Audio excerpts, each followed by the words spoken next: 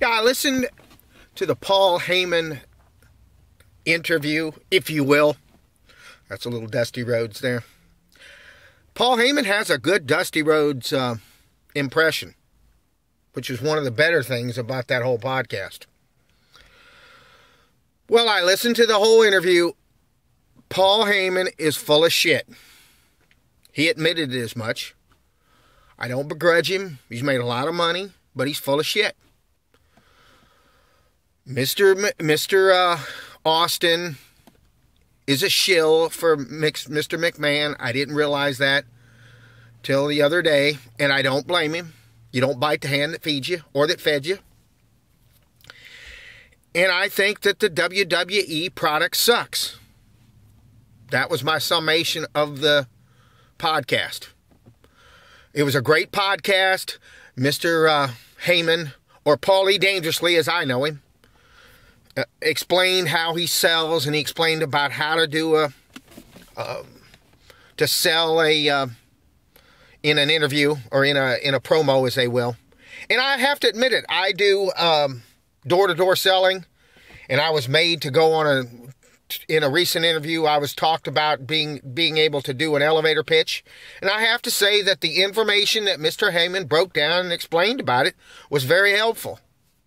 He is a very helpful guy. He's a good guy. I don't begrudge him. I don't begrudge anybody that makes money. I don't begrudge any of these people.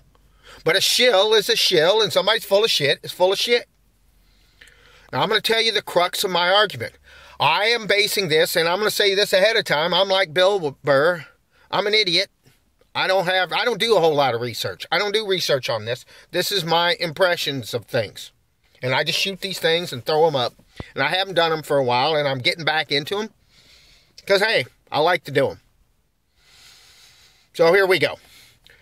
Mr. Heyman had explained about his protege, Brock Lesnar, and about how he put him over. And then Steve had asked him, or Mr. Austin, Steve Austin, Mr. Williams, whatever his name is, had asked him about his promos, and he complimented him on his promos. And then he went in to talk about his promos and how he had gotten so good. And I just thought, who knows what a good promo is? How you knew in the old days if you had a good promo is if people showed up in the seats. WWE is crashing.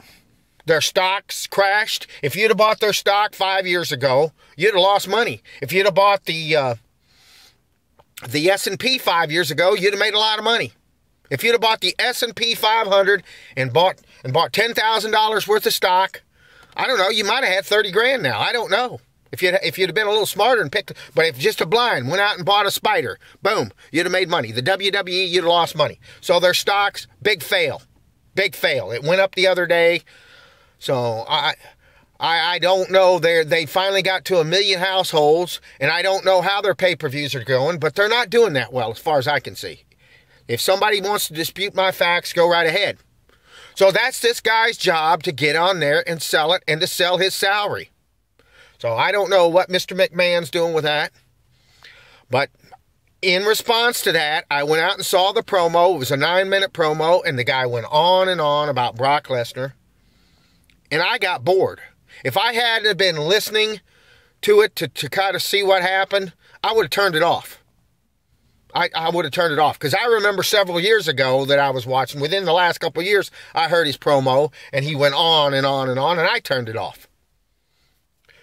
So I can't imagine what you fans who don't know anything about the history of what wrestling is or what the history of it, I don't know. But he went on and on and on, and it's not his fault. He was told to do a 9-minute promo. He was given all this money to do this, and I would take the money too. I'm not begrudging the guy at all. Now, Steve, I've heard him in his interviews. He doesn't get real critical. He'll ask a few questions here and there, but Steve didn't say anything about it.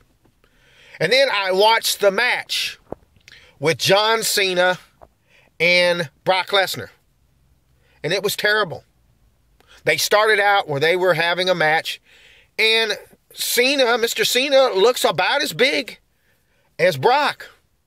I mean, they looked about the same size, and then they chose to book a match where the guy just beats the hell out of him for 15 minutes and has no match. And then the commentators, I guess one of them who's Layfield, he joined in. He knows better.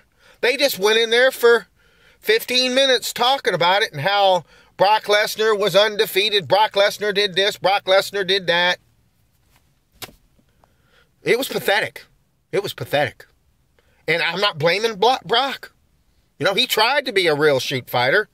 And he got knocked out twice. Got submitted once. Knocked 2 dudes out. Got submitted once. And I think he won the other 3. I think he was 5-3 in his matches.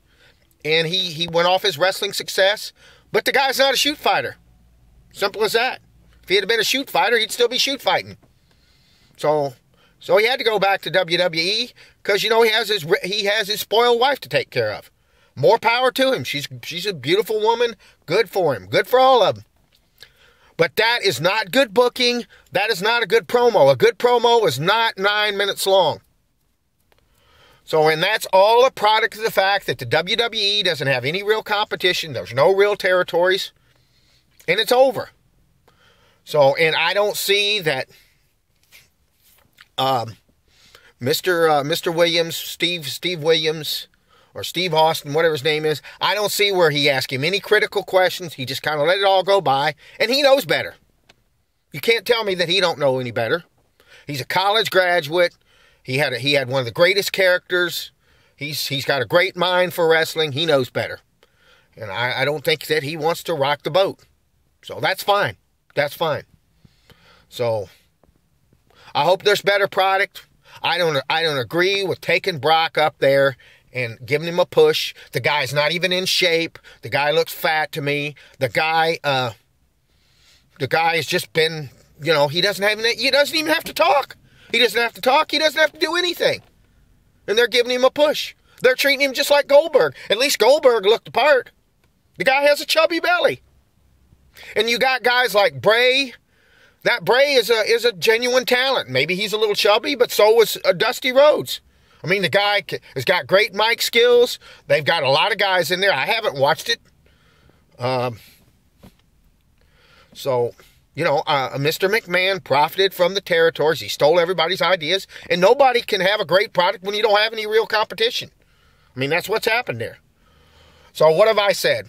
I said, Mr. Heyman's a talented man. I like the guy, but he's full of shit. In other words, those aren't good promos, and that wasn't a good match. And I don't even know what happened in the match that just came up here a week ago. I haven't watched it, and after watching that, putting in 20 minutes, a half hour in this morning, I'm glad I haven't watched it for 6 or 7 years, because it sucked.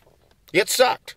And there's no reason for it to suck, because all these young guys are in it. If they were explained what to do, they could do it. They're just young, raw-bone guys that can do it if they had to. There's nothing wrong with the guys. There's nothing wrong with anybody. It's the promotion. It's the way it is. And it's going to go on until they don't go on anymore. So, anyway, out!